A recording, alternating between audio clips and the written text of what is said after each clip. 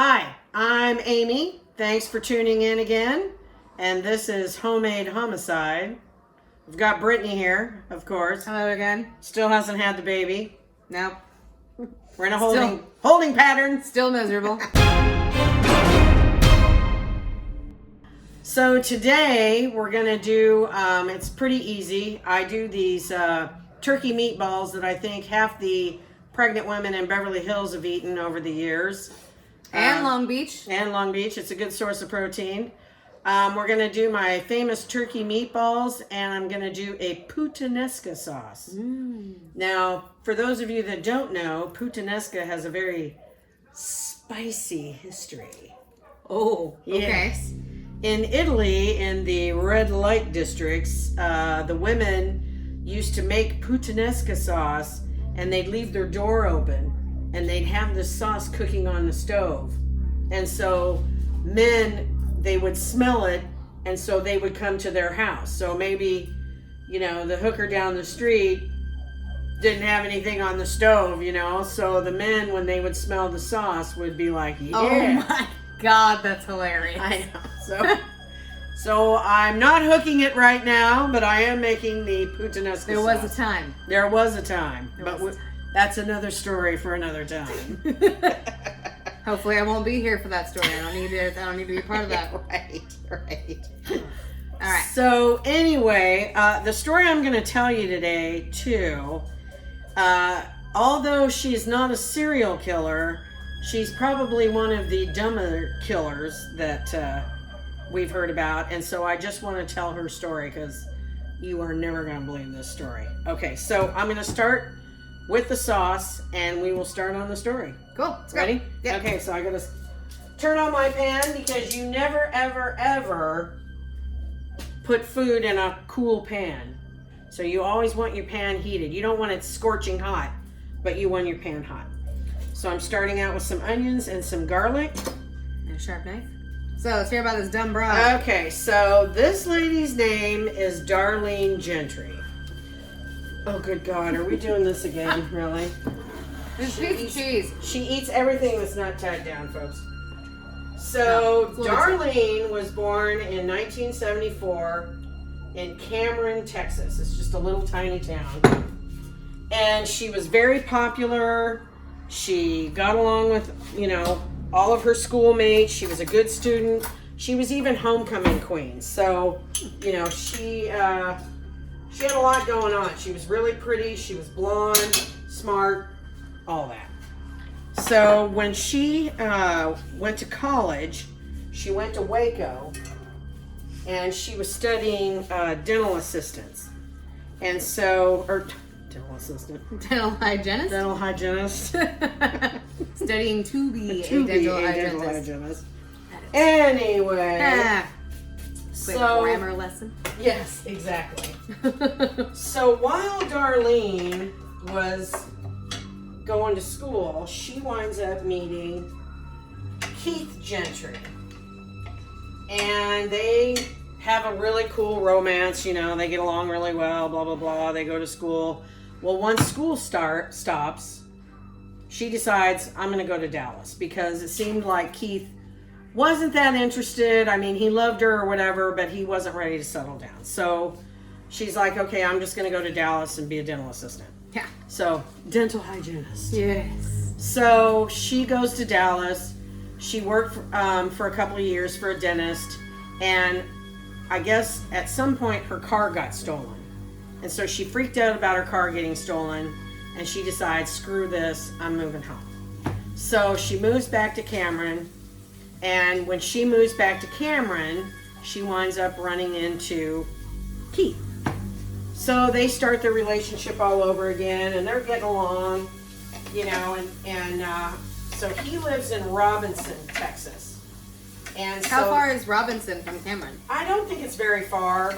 I'm not exactly sure. Throwing onions at me? Huh? Throwing onions at me? I could. Okay.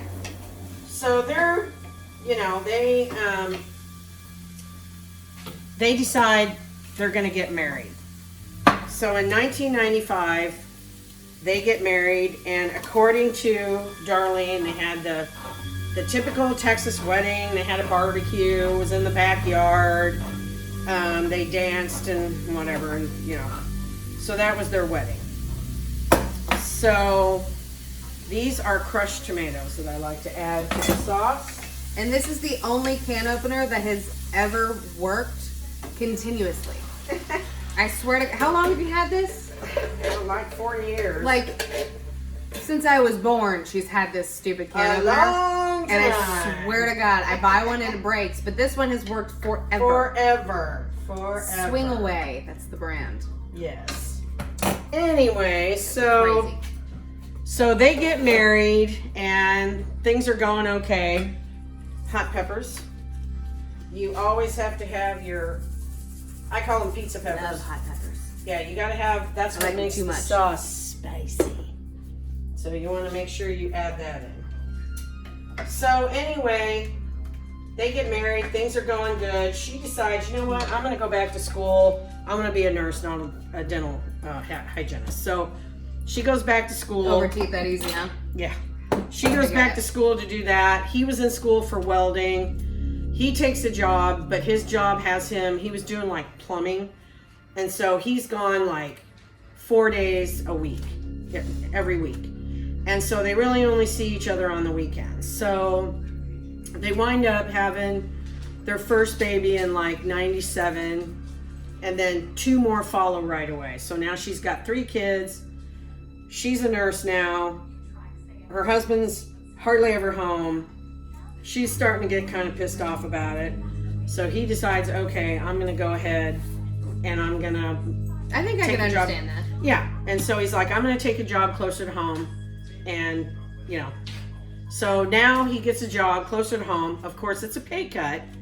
She's not happy about that because, of course, as the homecoming queen of Cameron, Texas, she's used to, Money is everything. Yeah, she wants nice things. She wants, whatever.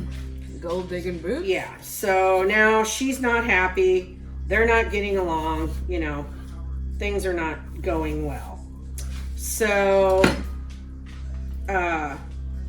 they wind up, they buy a house, and this is next door to Keith's mom and dad. And so they move in. She's spending money. They're fighting. Credit card bills are crazy. He can't keep up with everything. She's not working as much now because, of course, she's got these 3 small kids. So, she's... Yeah. So then in... when was it? It was 2005. This is where it starts getting juicy.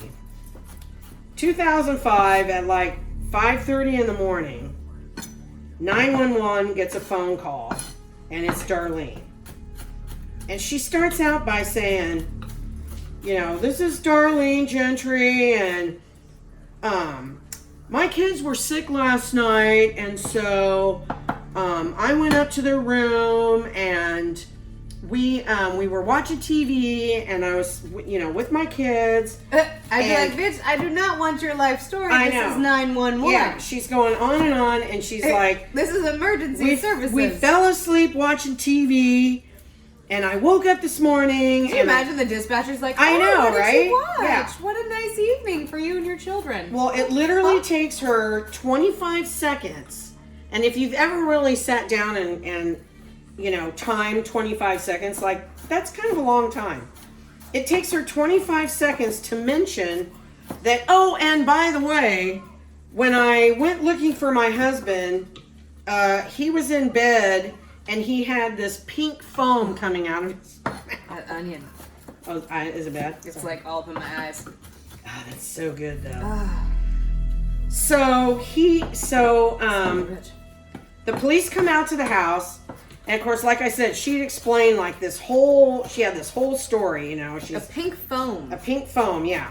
And I guess so when she said she got up, that she realized the back door was wide open, and she saw the gun cabinet and all the guns were missing.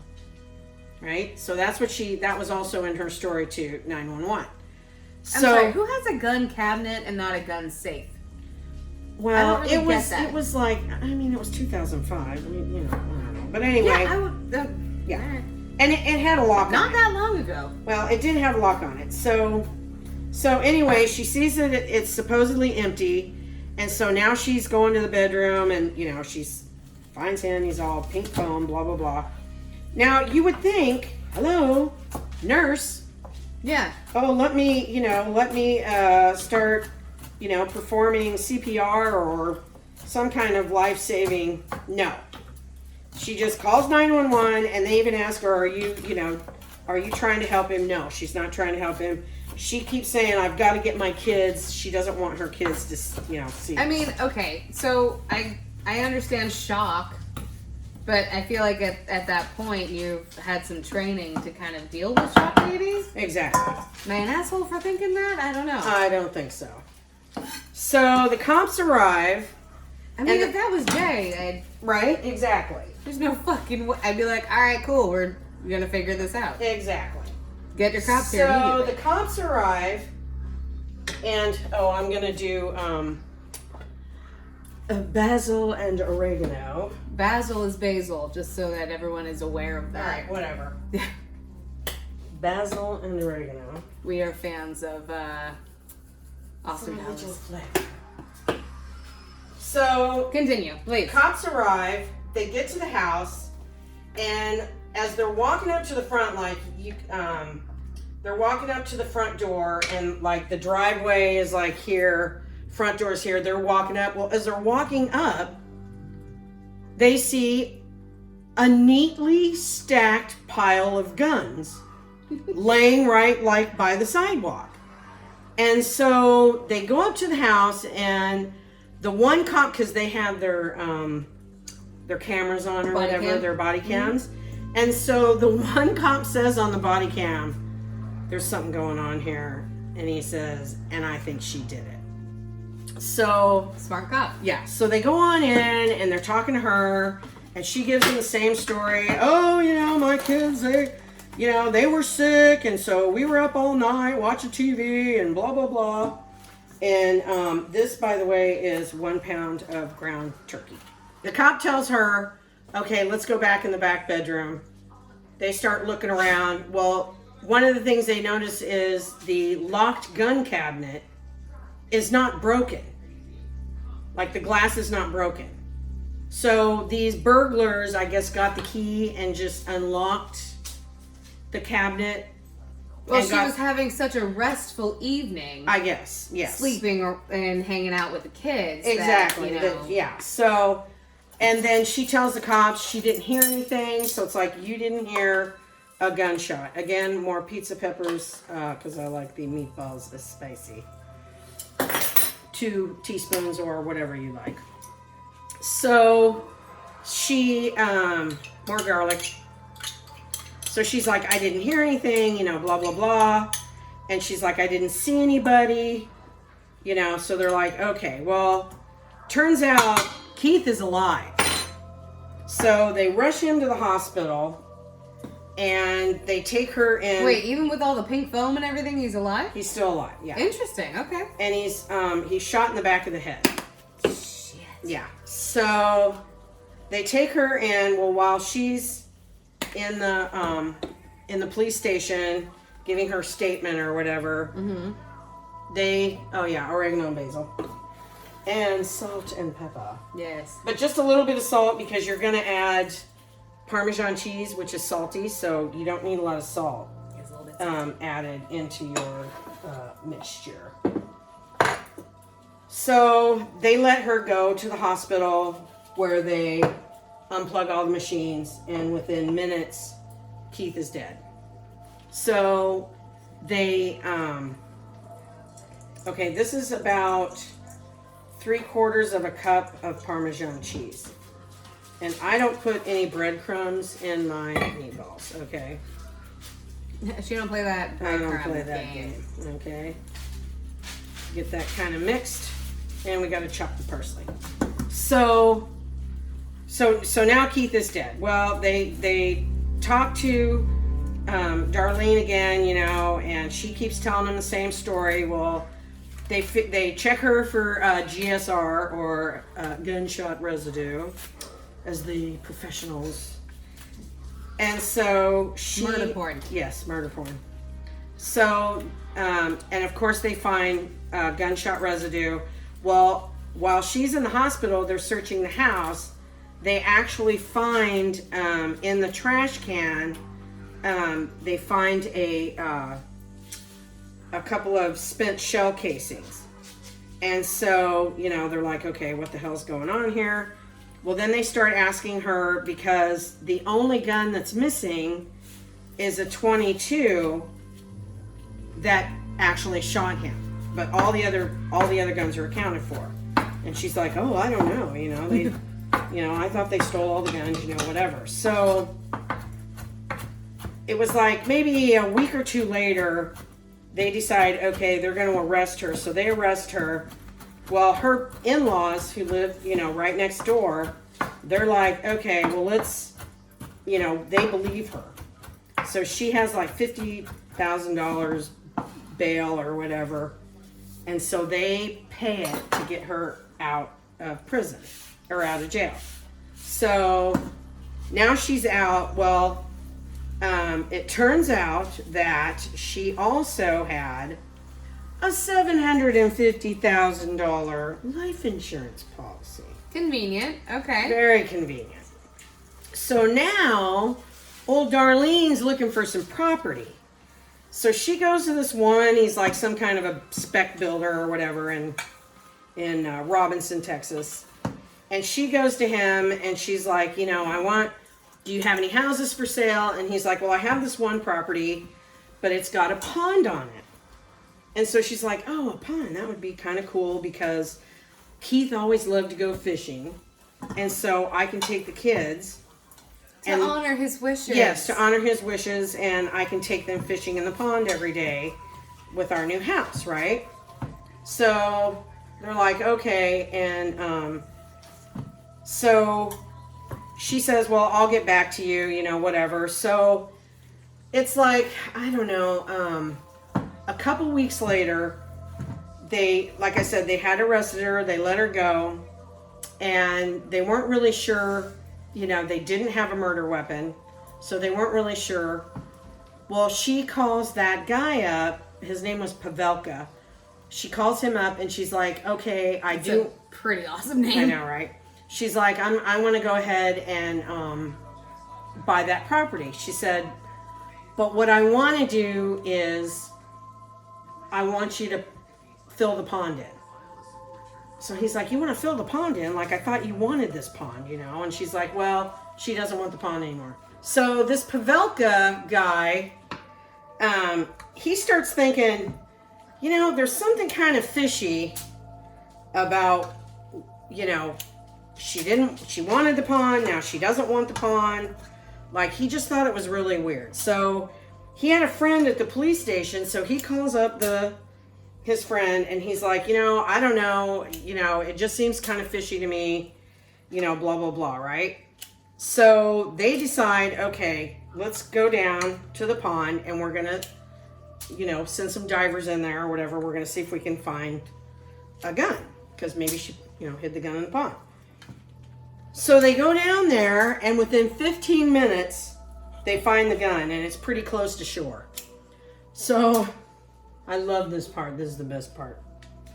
So where they found the gun, they put a big, stick coming up from out, where they found it, right? So it, marked the spot. And they tell that Pavelka guy, they go, okay, you call her up and tell her that, you can fill in the pond, but you have to drain it first. And so he's like, okay, so he calls her up and he tells her that. Well, these cops, what they did was they set up a camera in the field.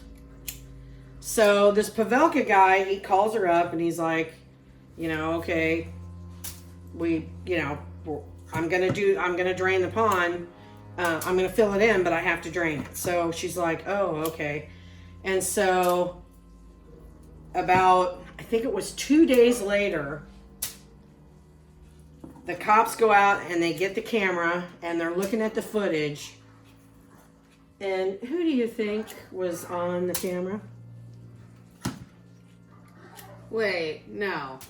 Yep. There she was. Fancy blonde, total 90s hairstyle. What an idiot. With her mom jeans on and a pair of like hip waders. And she goes to the pond. She goes almost exactly where that stick is sticking up out of the water, where the gun had been. And she's like looking around and looking around. Well, then she... How do you not realize you're being... I know, right? Set up or watched or something at that point? Well, then she goes and she gets a stick. And now she's in the in the pond with this stick, and she's like poking at the ground trying to find this fucking gun. And so then I think What it was... I know. Stupid person. So when she goes to court, she thinks she's got it in the bag, and this is like 2006. The cops are like, nah, I know. bitch. So she goes to court, and she's all, thinking, I'm going to get away with this. Okay, I'm going to get my hands wet because I want to roll these meatballs now, and it's easier to do when your hands are wet. Not like soaking wet, but damp. And you just kind of roll them up. And I don't use bread. I don't like breadcrumbs. So these are just solid meat, no bread. So anyway, she goes to court and she's thinking, okay, I've got this in the bag. I'm a woman. I'm blonde. No one's going to believe that I murdered my husband. I'm too mother, cute. yeah. Yeah, blah, blah, blah, right? So they're, going through the motions or whatever. Well, the prosecution, they show that video. Right? And everybody's just like looking at the video. It's completely silent. Oh my God. The video finishes and the prosecutor stands up and says, the state rests its case. And she's just like, what the hell just happened?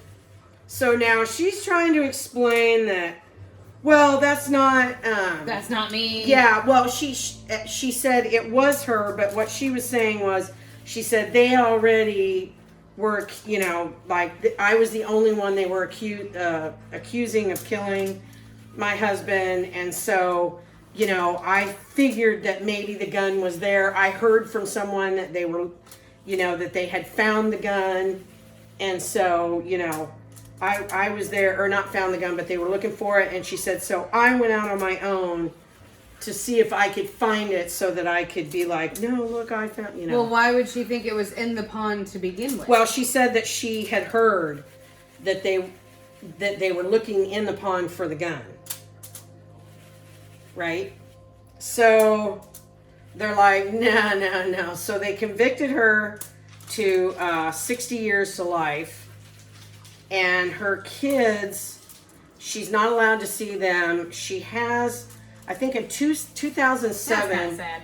I know, right? Sad for the kids. Yeah, it's really sad for the kids. But, they probably don't want to see her. Oh, no, I'm sure. And they were little. If you killed Dad, I'd be like, bye, bitch. I'm good. Well, I've watched enough murder porn, I could probably get away with it. Yeah, well, if Dad dies suddenly, I'm going to be like, be suspicious. This bitch did it, yeah. But yeah, so she's appealed it a couple of different times, and nothing has gone her way, and she's not very happy. But yeah, the kids, there's a court order or whatever that she can't see her kids, and so it's kind of a sad thing. But I mean, how dumb do you have to be? Very dumb. Seriously, it's like, oh my God. Okay, so you're going to take these meatballs and you're going to put them in a 350 oven for 17 minutes. Now, I don't know. 17 minutes. Whatever.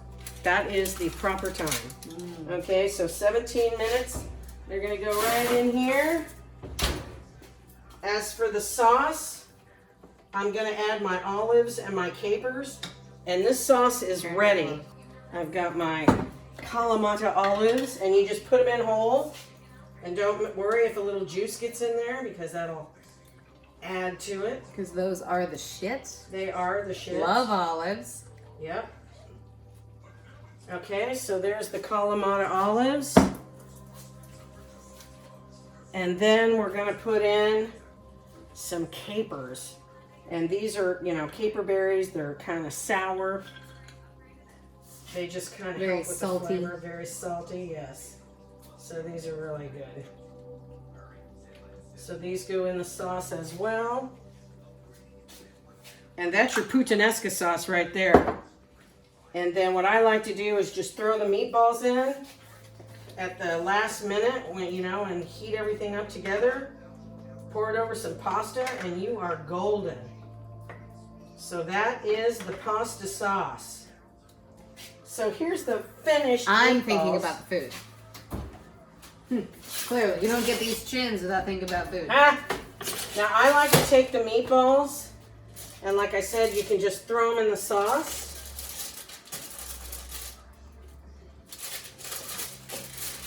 FYI, she had some made ahead of time. Oh yeah. So that way we could show the final product. Yes. Otherwise we'd But be not waiting the for 17 pasta. minutes. Otherwise we'd be sitting here for 17 minutes. Yeah, or we'd be in the bathroom for the rest of the night with food poisoning. Okay. Mix these up. Look at that. That looks good, right? Yeah.